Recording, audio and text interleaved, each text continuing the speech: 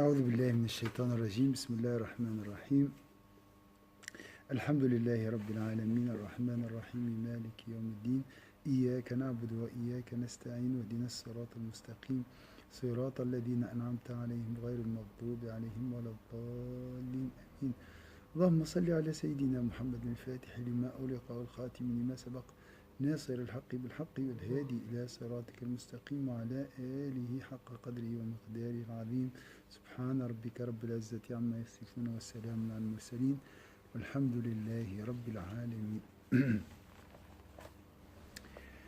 Alors on va continuer Inch'Allah la dernière partie concernant la sincérité de Sayyidina l'imam Malik, qu'Allah soit satisfait de lui dans l'apprentissage et dans la transmission du savoir.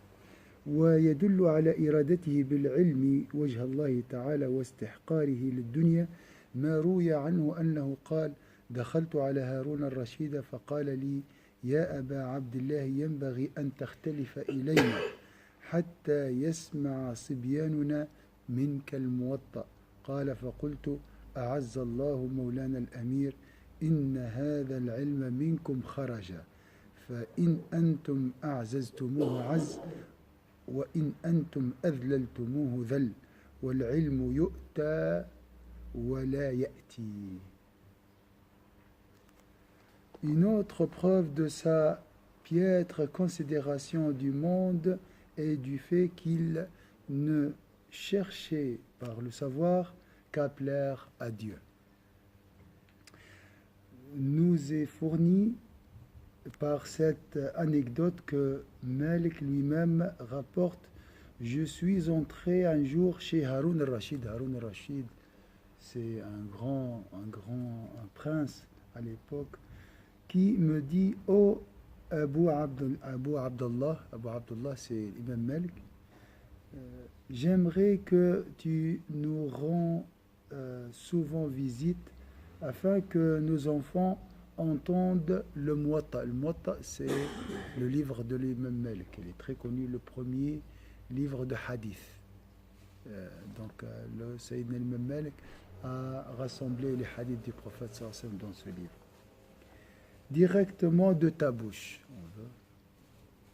Que Dieu renforce notre maître l'émir. La réponse maintenant de lui-même, répondis-je.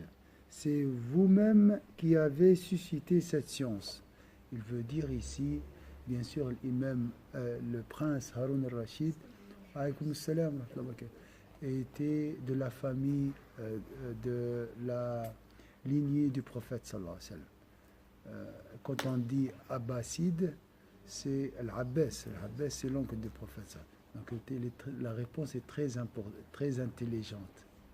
Il a dit, alors, c'est vous-même qui avez suscité cette science. La science vient de vous, la famille du prophète sallallahu alayhi wa sallam. Si vous l'appuyez, elle sera d'autant plus précieuse. Si vous l'honorez, cette science, elle sera honorée. C'est ça, appuyer. Si vous l'appuyez, elle sera d'autant plus précieuse. Si vous en réduisez l'importance, elle sera méprisée.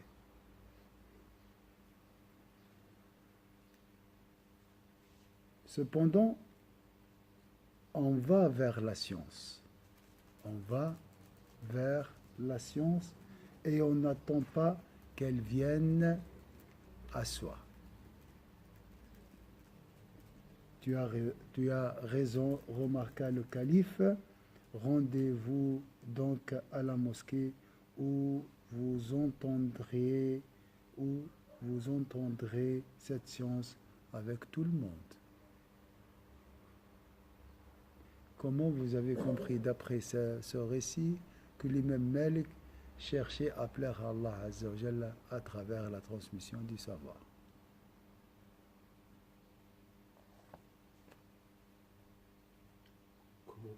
Vous avez compris que l'imam Malik était sincère, il cherchait à plaire à Allah Azza wa Jalla à travers la transmission du savoir.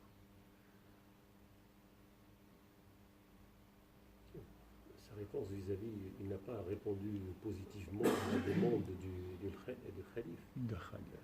D'accord. Il a mis la forme pour bien lui présenter la réalité des choses.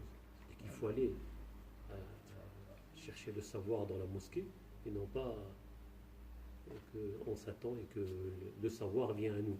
D'accord. Surtout ce type de hadith. Et si vraiment il n'était pas sincère, l'imam Malik, il faisait quoi? Il aurait dû, ok, je viendrai, je vous Je préparerai. viendrai, je suis le meilleur, et le meilleur livre, c'est le Muwatta, et les autres ne sont pas sincères, il ne faut pas les écouter, ça c'est authentique. Hein, donc son intention était sincère. On a vu aussi ce matin qu'il était frappé, il était torturé. À l'époque de Abu Ja'far al-Mansour, c'est le troisième calife abbasside aussi, c'était un tyran, parce que il a, subhanallah, c'était l'épreuve de l'imam Malik. Ja'far al-Mansour voulait se marier avec une femme. Il a forcé son époux de la divorcer. L'imam Malik, il a dit juste, il y a un hadith qui dit le mariage engendré par un divorce forcé n'est pas valide. Hadith. Il a dit, il ne faut pas réciter ce hadith. Il a dit, non, je vais le réciter. Tu vas le réciter. Alors, viens. Il était frappé. Ouais, donc, subhanallah, il a refusé de s'incliner à ce tyran qui s'appelle Abu Ja'far al-Mansour. C'est un grand, grand tyran, malheureusement. Il était avant Haroun al-Rashid. Avant le troisième. Haroun al-Rashid, c'est le cinquième. Le cinquième, d'accord. Haroun al-Rashid, il a beaucoup de qualités. Il aimait beaucoup les savants. Alaykoum salam wa barakatuh. Allahu a'lam. Et Al-Muwatta, c'est avant Sahih al-Bukhari. Le premier. Le premier, d'accord. Le Ok. premier. Je vais demander chronologiquement, donc c'est l'imam Malik en premier qui est arrivé, après c'est l'imam Shafi'i. Après, c'est Abu Hanifa. Shafi'i, oui. Shafi'i était je crois que l'imam Abu Hanifa et l'imam Malik, ils étaient au même temps. Et l'imam Shafi'i est l'élève de l'imam Shafi'i. Et Donc, l'imam bien après, il y a Razali. Razali, c'est C'est bien après. 300 ans après. Et donc il y a Harun Rashid, après il y a Al-Amin, Non. et après c'est Mamoun. Non. C'est là où ça dégringole.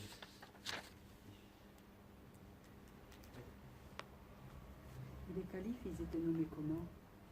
C'est un Bilal. Calife, le Ils mot. étaient nommés comment? Comment était, c'était quoi? C'est une élection? Ah comment non, on a pu non, mettre c'est les un gens d'esprit? héritage, c'est un héritage. C'est pareil. Alaykoum salam, ça va? On a parlé de la science, il faut venir vers la science. C'est l'imam Malik qui a dit ça. Ça va, Bilal?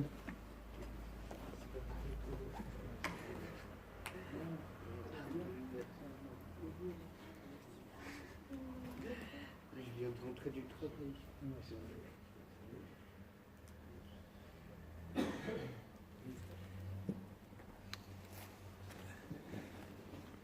Donc la réponse, heureusement, Haroun Rashid était un homme juste. Hein, donc il écoutait les savants et tout. Voilà, on a fini.